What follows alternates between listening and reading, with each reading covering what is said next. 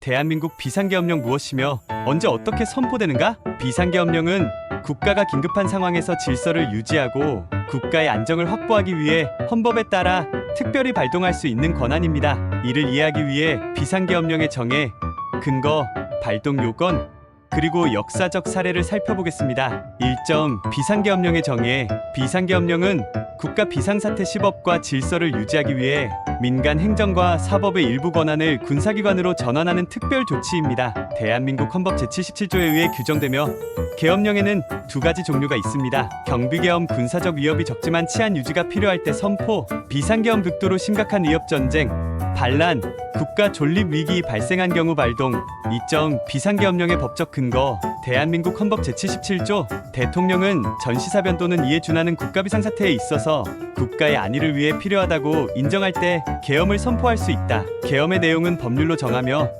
계엄령 발동 후 대통령은 즉시 국회에 통보해야 하고 국회는 이를 해제할 권한이 있습니다. 계엄법, 계엄 선포와 운영에 대한 세부 규정을 명시합니다. 계엄 선포 시 민간의 기본권 집회의 자유, 언론의 자유 등은 제한될 수 있습니다. 3점. 비상계엄령 발동 요건. 비상계엄령은 다음과 같은 조건에서 발동될 수 있습니다. 전쟁이나 국가적 재난, 외국과의 전쟁 또는 심각한 군사적 충돌, 내부적 위협, 대규모 반란, 폭동 등 국가 존립을 위협하는 상황, 정부의 기능 마비, 재난이나 대규모 위기 상황으로 정부의 정상적인 기능 수행이 불가능한 경우. 4점. 비상계엄령 발동 시 변화.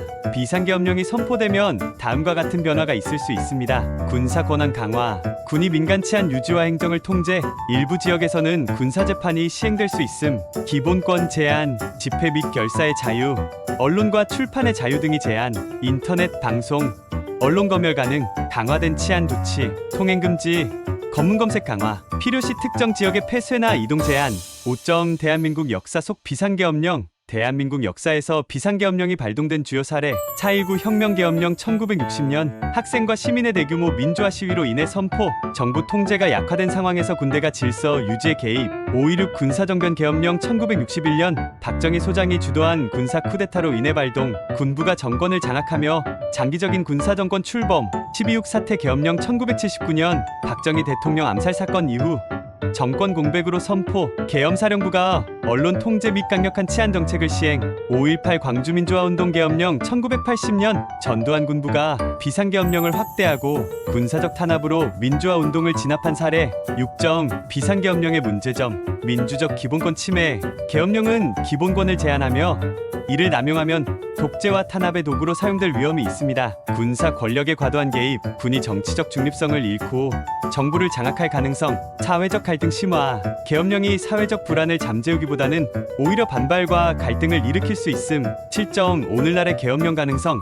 현대 대한민국에서 비상계엄령의 발동 가능성은 낮은 편입니다. 하지만 국제적 위협, 전쟁, 대규모 내부 불안, 국가 전복 시도 같은 극단적 상황에서는 여전히 발동될 가능성이 있습니다. 국민의 기본권 보호와 민주주의 원칙을 존중하며 계엄령이 악용되지 않도록 철저한 감시와 견제가 필요합니다. 비상계엄령은 국가적 위기 상황에서 안전을 유지하기 위한 법적 수단이지만 그 남용은 국민의 권리를 심각하게 침해할 수 있습니다. 우리의 역사 속 계엄령 사례는 경각심을 가지게 하며 민주주의와 법치주의를 지키기 위해 계엄령 발동 시에도 엄격한 통제가 필요하다는 교훈을 남깁니다. 궁금한 점이 더 있다면 언제든 질문해 주세요.